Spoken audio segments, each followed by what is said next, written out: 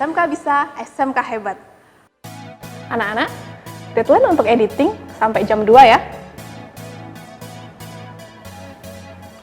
Assalamualaikum warahmatullahi wabarakatuh.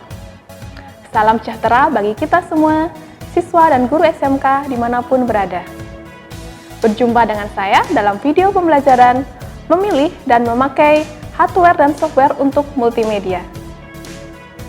Multimedia diciptakan dengan dukungan dari berbagai sistem yang menjadi satu kesatuan. Sistem pendukung tersebut dibagi menjadi dua golongan besar yang berpengaruh terhadap terciptanya multimedia.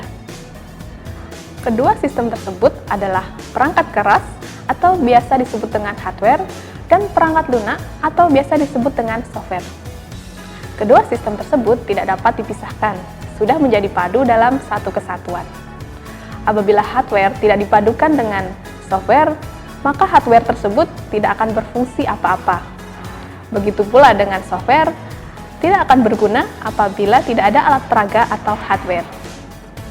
Dengan landasan dukungan kedua sistem tersebut, maka kita perlu tahu apa saja yang menjadi pendukung proses multimedia. Berikut adalah hardware dan software untuk proses sajian multimedia. Gimana editingnya? Aman? Perangkat keras atau hardware yang digunakan untuk penyajian multimedia dibagi menjadi 4 bagian, yaitu bagian pertama perangkat masukan atau disebut input device. Pertama, mouse. Mouse adalah alat input atau pointing device yang mudah untuk dipakai pengguna komputer. Dalam multimedia, selain digunakan untuk melakukan perintah, mouse biasanya juga digunakan sebagai alat bantu untuk menggambar pada komputer. Kedua, keyboard. Keyboard adalah bagian dari perangkat keras komputer yang digunakan untuk memasukkan teks, karakter, dan perintah lainnya ke dalam komputer atau perangkat serupa. Dalam multimedia, keyboard biasanya juga berfungsi untuk melakukan perintah-perintah khusus dengan menekan tombol-tombol tertentu. Bagian kedua, perangkat keluaran atau disebut output device. Yang pertama, monitor. Monitor adalah perangkat keras untuk menampilkan atau menayangkan hasil pemrosesan komputer. Monitor yang terdiri atas piksel ini memungkinkan untuk memantulkan gambar pada layar. Piksel dapat tersusun dari 4 kombinasi kolom dan baris pada layar monitor yang disebut juga dengan resolusi. Selain resolusi monitor, jarak antara piksel yang disebut dot pitch juga mempengaruhi kehalusan gambar yang ditampilkan. Semakin kecil atau rapat jaraknya, maka semakin halus pula gambar yang ditampilkan. Pada pembuatan sajian multimedia, baiknya digunakan monitor yang mempunyai jarak dot pitch 0,28 mm. Kedua, headphone. Headphone adalah perangkat keras yang berfungsi untuk mengeluarkan hasil proses CPU berupa suara atau audio. Headphone akan mengeluarkan suara yang diputar dalam komputer. Dalam multimedia, headphone hanya bisa dipakai untuk perorangan saja jika ingin mendengarkan secara detail suatu suara. Ketiga, speaker. Sama seperti headphone, speaker juga berfungsi untuk mengeluarkan suara atau audio. Bedanya, headphone digunakan langsung di telinga pengguna, sedangkan speaker mengeluarkan suara yang bisa didengar orang secara bersama-sama. 4. Printer. Printer merupakan perangkat keras yang fungsi utamanya adalah mencetak hasil pemrosesan di komputer. Dalam multimedia, biasanya printer digunakan untuk mencetak naskah, mencetak storyboard, mencetak foto, mencetak gambar desain seperti stiker, logo, poster, panduk, dan lainnya. 5. LCD proyektor. LCD proyektor merupakan salah satu jenis proyektor yang biasa digunakan untuk menampilkan video maupun gambar dari komputer pada sebuah layar maupun pada bidang yang memiliki permukaan datar. Untuk menampilkan video atau gambar, LCD proyektor mengirimkan cahaya dari lampu halide logam, lalu diteruskan ke dalam prisma di mana cahaya akan menyebar ke permukaan. Bagian ketiga, perangkat proses atau disebut proses device. Pertama, CPU. CPU adalah perangkat keras yang digunakan untuk pemrosesan data dengan melakukan fungsi mengambil, mengkode, dan mengeksekusi pada instruksi atau perintah yang diprogramkan. Dalam multimedia, tentu saja membutuhkan CPU untuk memproses semua perintah yang telah dimasukkan. Bagian keempat, perangkat penyimpanan atau storage device. Pertama, USB flash drive atau flash disk. USB flash drive adalah alat untuk menyimpan data dengan bentuk dan ukuran yang mini. Kedua, hard disk internal. Hard disk internal merupakan perangkat keras untuk menyimpan data pemrosesan yang terletak di dalam CPU. Ketiga, hard disk eksternal.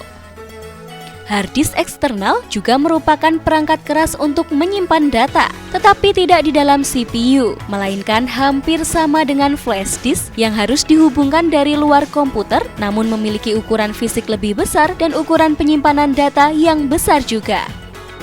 4. DVD atau Digital Versatile Disk. DVD adalah perangkat untuk menyimpan data dalam ukuran penyimpanan kecil dibanding dengan hard disk dan flash disk. 5. Multimedia card.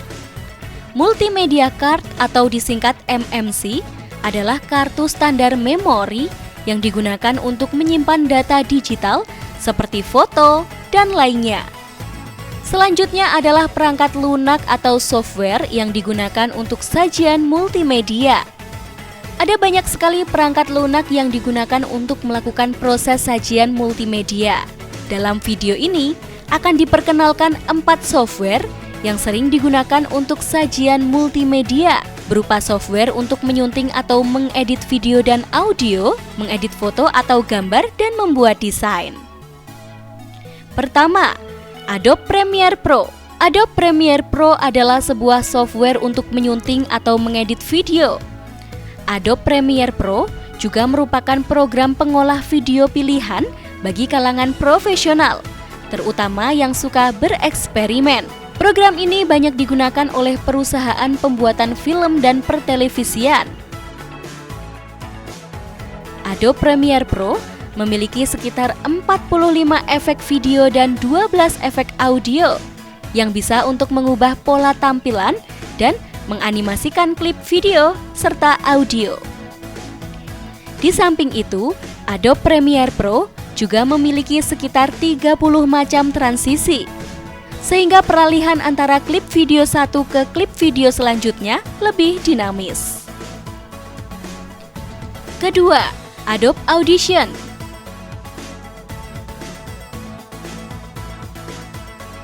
Adobe Audition adalah multi-track digital audio recording, editor, dan mixer yang sudah digunakan dan memiliki berbagai fasilitas pengolahan suara. Dengan Adobe Audition, kita dapat merekam suara, memperbaiki kualitas suara, menambahkan berbagai efek suara, menggabungkan dengan berbagai track suara menjadi satu track, dan menyimpan dalam berbagai format. Ketiga, Adobe Photoshop. Photoshop merupakan perangkat lunak khusus untuk mengedit atau mengkoreksi hasil foto atau gambar dan membuat atau menambah efek pada foto atau gambar. Ada banyak sekali feature dalam Photoshop, diantaranya adalah menyatukan foto, mengatur kecerahan, memotong foto, mengubah ukuran foto, memberikan efek pada foto atau gambar, mengubah saturasi warna, dan lainnya.